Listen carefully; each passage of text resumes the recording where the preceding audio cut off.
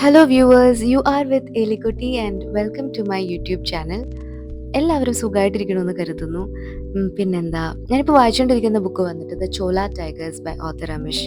എനിക്ക് ഓർമ്മയുണ്ട്, അദ്ദേഹം എഴുതിയ ശിവ ട്രിലജി എനിക്ക് ഒത്തിരി ഇഷ്ടപ്പെട്ട ഒരു സീരീസ് ആയിരുന്നു. പക്ഷെ അതിനുശേഷം ഞാൻ വായിക്കുന്നത് ഈ ബുക്കാണ് കേട്ടോ. ഒപ്പീനിയൻ പറയാറായിട്ടില്ല, ഞാൻ ജസ്റ്റ് വായിച്ചു തുടങ്ങിയിട്ടേ ഉള്ളൂ. പിന്നെ ഈ ക്യൂട്ടായിട്ടുള്ള ഡ്രസ് ടാഗൊക്കെ ബുക്ക് മാർക്ക് ആക്കുന്നൊരു പരിപാടി എനിക്കുണ്ട്. അതാണ് ഇപ്പോൾ തൊട്ട് മുമ്പ് കണ്ടത്. നിങ്ങൾ ഇതുപോലെയൊക്കെ ചെയ്യാറുണ്ടെങ്കിൽ do let me know in the comments. അപ്പോൾ ഇന്ന് വീക്കെൻഡ് ആയതുകൊണ്ട് തന്നെ ഒന്ന് പുറത്തേക്ക് പോകാമെന്ന് വിചാരിച്ചു. അതിനുമുമ്പ് എന്തെങ്കിലും ഒന്ന് സ്നാക്ക് ചെയ്യാമെന്ന് കരുതി. So let's make some quail sticks. വേറെ ഒന്നുമല്ല, കാടമുട്ട ഫ്രൈ ചെയ്ത് അതിങ്ങനെ കൊലയിൽ കുത്തി കുത്തി എടുത്തതാണ്. അപ്പോൾ അതിന് വേണ്ടിയിട്ട് ഞാൻ യൂസ് ചെയ്യുന്നത് ഉണ്ണിയപ്പച്ചട്ടിയാണ്. ആ ഒരു ഷേപ്പ് കിട്ടാൻ വേണ്ടിയിട്ടാണ് ഞാൻ ഉണ്ണിയപ്പച്ചട്ടി യൂസ് ചെയ്യുന്നത്. അപ്പോൾ എന്തായാലും പാത്രം ചൂടായി കഴിയുമ്പോൾ ഞാൻ കുറച്ച് വെളിച്ചെണ്ണ ഒഴിച്ചിട്ടുണ്ട്.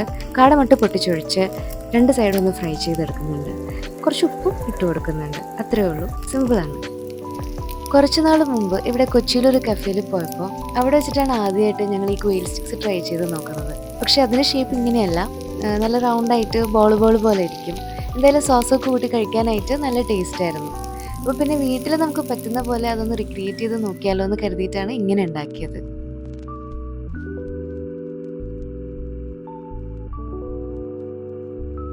അങ്ങനെ ഫ്രൈ ചെയ്ത കാടമുട്ട ഞാൻ ഈ സ്ക്യൂവേഴ്സിലൊന്ന് കുത്തി കുത്തി എടുക്കുന്നുണ്ട്. അപ്പോൾ സംഭവം ഇത്രയേ ഉള്ളൂ, സിമ്പിളാണ്. പക്ഷേ it's A very healthy snack. ഇപ്പോൾ ഈവനിങ് ആകുമ്പോൾ നമുക്ക് ക്രേവിങ്സ് ഒക്കെ വരുമല്ലോ, എന്തെങ്കിലും കർമ്മറിയോ പലഹാരമൊക്കെ കഴിക്കാനായിട്ട്. അപ്പോൾ അതിന് പകരം ഇതുപോലെയൊക്കെ ഉണ്ടാക്കി കഴിച്ചാൽ എനിക്ക് തോന്നുന്നു നമ്മുടെ ബോഡിക്ക് അത് കുറച്ചും കൂടെ നല്ലതാണ്. പിന്നെ അതിൻ്റെ ഫ്ലേവർ ഒന്ന് എൻഹാൻസ് ചെയ്യാനായിട്ട് ഞാനിവിടെ കുറച്ച് മസ്റ്റേർഡ് സോസ്, പിന്നെ മയണീസ്, പിന്നെ എരിവിന് കുറച്ച് ചില്ലി പൗഡർ, ഇതൊക്കെ ആഡ് ചെയ്ത് കൊടുത്തിട്ടുണ്ട്. അപ്പോൾ ചായയുടെ കൂടെ 4 മണി പലഹാരം എന്ന് പറയാൻ പറ്റില്ല, ഇപ്പോൾ 6 മണിയൊക്കെ കഴിഞ്ഞു. അപ്പോൾ ഈ 6 മണി പലഹാരം ഒന്ന് കഴിച്ചിട്ട് വേഗം റെഡിയായിട്ട് പുറത്തേക്ക് ഇറങ്ങട്ടെ. ഇപ്പോൾ എന്നെപ്പോലെ എഗ്ഗിൻ്റെ ഫ്ലേവർ അത്ര ഇഷ്ടപ്പെടാത്തവരാണെന്നുണ്ടെങ്കിൽ ഇതുപോലെ ഒന്ന് ട്രൈ ചെയ്ത് നോക്കൂ, തീർച്ചയായിട്ടും നിങ്ങൾക്ക് ഇഷ്ടമാവും. അപ്പം നമ്മളിന്ന് പുറത്തേക്ക് ഇറങ്ങാൻ മെയിൻ കാരണം തന്നെ ഇതാ ഇവിടേക്ക് വരാനായിട്ടാണ്. ഇവിടെ കൊച്ചിയിലൊരു ബുക്ക് ഫെയർ നടക്കുന്നുണ്ട്. നമ്മളിപ്പോൾ അവിടെയാണ് കേട്ടോ ഉള്ളത്. നമ്മൾ അവിടെ ചെന്ന് ഒരു 5 മിനിറ്റ് കഴിഞ്ഞപ്പോഴേക്കും അവിടെ ഒരു നാടകം സ്റ്റാർട്ട് ചെയ്തു. നാടകത്തിൻ്റെ പേര് വന്നിട്ട് മത്തായിയുടെ മരണം. തുടക്കം തന്നെ ട്വിസ്റ്റ് ആയിരുന്നു. ഞാൻ മനസ്സിലാക്കിയെടുത്തോളം മരിച്ചു കിടക്കുന്ന മത്തായിച്ചൻ എന്തോ സംസാരിച്ചു.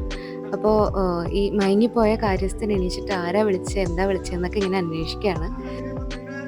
കണ്ടിട്ട് ഇൻട്രസ്റ്റിംഗ് ആയിട്ട് തോന്നിയെങ്കിലും എനിക്ക് അങ്ങനെ ഫുള്ള് കാണാൻ പറ്റിയില്ല, കാരണം ഓൾറെഡി ഞാൻ വൈകി. പിന്നെ ലാസ്റ്റ് ഡേ ഓഫ് എക്സ്പോ ആണ് ഞാൻ ചെല്ലുന്നത്. പിന്നെ ഇതിനോട് കണക്റ്റഡ് ആയിട്ടൊരു ക്രാഫ്റ്റ്സ് എക്സ്പോയും കൂടെ ഉണ്ട്, അപ്പോൾ അതും കൂടെ കാണണം. അപ്പോൾ പിന്നെ നമ്മൾ ബുക്സൊക്കെ നോക്കി അങ്ങനെ മുന്നോട്ട് നടന്നു. ഈ പൂച്ചയുടെ പ്രിൻ്റുള്ള എന്ത് കണ്ടാലും അതിപ്പോൾ ഞാൻ വാങ്ങിച്ചില്ലെങ്കിൽ കൂടെ ഞാൻ കുറച്ച് നേരം അവിടെ സ്റ്റക്ക് ആവട്ടോ. ഞാനൊരു പൂച്ച ഫാനാണേ. പിന്നെ ഞാൻ അധികം ബുക്കൊന്നും വാങ്ങിച്ചില്ല, കാരണം വീട്ടിൽ പാതി വായിച്ച കുറച്ച് ബുക്സ് ഇങ്ങനെ ഇരിപ്പുണ്ട്. അപ്പം ഞാൻ എനിക്ക് തന്നെ ഉറപ്പ് കൊടുത്തിട്ടാണ് പോകുന്നത്, അതൊക്കെ വായിച്ച് ഫിനിഷ് ചെയ്തിട്ട് ഇനി അടുത്ത ബുക്ക് പർച്ചേസ് ചെയ്യുള്ളൂ എന്ന്. അങ്ങനെ നമ്മൾ ക്രാഫ്റ്റ് ഫ്രൂട്ട്സ് എന്ന് പറഞ്ഞ എക്സ്പോൻ്റെ അവിടെ എത്തിയിട്ടുണ്ട്. കയറി ചെല്ലുമ്പോൾ തന്നെ ഇതുപോലെ ഒത്തിരി വെറൈറ്റി ആയിട്ടുള്ള ബാഗ്സിൻ്റെ കളക്ഷനാണ് ആദ്യം കണ്ടത്. അങ്ങനെ ബാഗിൻ്റെ ഭംഗിയൊക്കെ നോക്കി അവിടെ കുറച്ച് നേരം സ്റ്റക്കായി. പിന്നെ ഇത് വാൻഗോഗിൻ്റെ പ്രിൻ്റുള്ള ഡയറി കണ്ടപ്പോൾ അവിടെയും സ്റ്റക്കായി.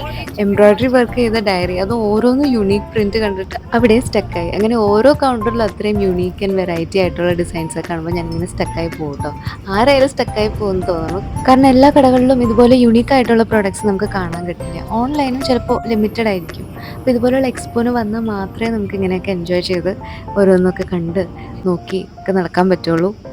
ഞാനും ചിലതൊക്കെ നോക്കി ട്രൈ ചെയ്തൊക്കെ നോക്കി, ചിലതൊക്കെ വാങ്ങിക്കാൻ ടെംപ്റ്റേഷനൊക്കെ വന്നു. പക്ഷേ ഞാൻ സത്യം പറഞ്ഞാൽ ഒന്നും വാങ്ങിച്ചില്ല കേട്ടോ. പേഴ്സണലി എനിക്ക് ഇത് കുറച്ച് എൻ്റെ ഔട്ട് ഓഫ് ബഡ്ജറ്റ് ആയിരുന്നു. ഹാൻഡ് ക്രാഫ്റ്റഡ് പ്രൊഡക്ട്സ് അല്ലേ, അപ്പോൾ അതിന് അതിൻ്റേതായിട്ടുള്ളൊരു വാല്യൂ ഉണ്ടാവും. കുറച്ച് എക്സ്പെൻസീവ് ആയിട്ട് തോന്നാം, പക്ഷേ അതിന് ഞാൻ ഒരിക്കലും കുറ്റം പറയില്ല. കാരണം ഓരോ ആർട്ട് വർക്കിനും അത്രയും എഫേർട്ട് എടുത്തിട്ടാണ് ആ ആർട്ടിസ്റ്റ് ചെയ്തിട്ടുണ്ടാവുക. ഒത്തിരി പേഷ്യൻസ്, ഒത്തിരി ഡെഡിക്കേഷൻ അതിന് ആവശ്യമുണ്ട്. And I very much respect that. പിന്നെ ഒന്നും വാങ്ങിച്ചില്ലെങ്കിൽ കൂടെ ഇതിൽ നിന്നൊക്കെ ഒരു ഇൻസ്പിറേഷൻ എന്ന് പറയുമല്ലോ. അപ്പോൾ നമുക്ക് ആർട്ട് ഇഷ്ടമാണ്, എനിക്ക് DIYs ചെയ്യാൻ ഇഷ്ടമാണ്. അപ്പോൾ ഇതിൽ നിന്ന് ഓരോന്നിൻ്റെയും ഐഡിയാസ് നമ്മൾ അറിയാതെ തന്നെ നമ്മുടെ മനസ്സിലത് കയറി കൂടിയിട്ടുണ്ട് എവിടെയെങ്കിലും.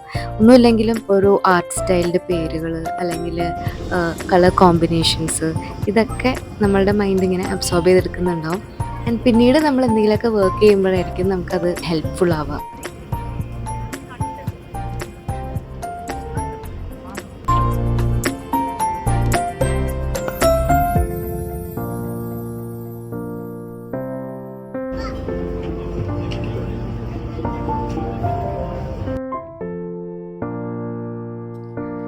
അങ്ങനെ ഓൾമോസ്റ്റ് എക്സ്പോ കണ്ട് കഴിയാറായി.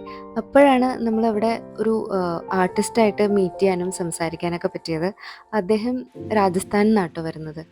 ഈ രാജസ്ഥാനി ഫോക്ക് ആർട്ടുണ്ട്. ഫഡ് പെയിൻറ്റിങ്സ് എന്നാണ് അതിനെ വിളിക്കുക.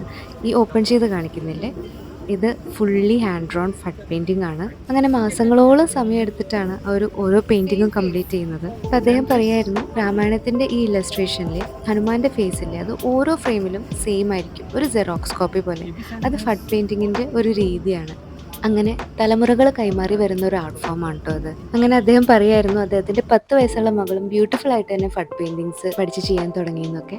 എന്തായാലും ഈ ആർട്ടിസ്റ്റിനെ മീറ്റ് ചെയ്യാനും അവരുടെ ഈ ആർട്ട് വർക്ക്സിനെയൊക്കെ പറ്റി കൂടുതൽ അറിയാൻ പറ്റിയത് തന്നെ ഒത്തിരി സന്തോഷമായിട്ടുള്ളൊരു കാര്യം. അപ്പോൾ നമ്മുടെ വീഡിയോ ഇവിടെ വൈൻഡപ്പ് ചെയ്യാണ്. എല്ലാവർക്കും ഈ വ്ളോഗ് ഇഷ്ടപ്പെട്ടു എന്ന് കരുതുന്നു. അപ്പോൾ മറ്റൊരു വ്ളോഗായിട്ട് എലിക്കുട്ടി വിൽ ബി ബാക്ക്.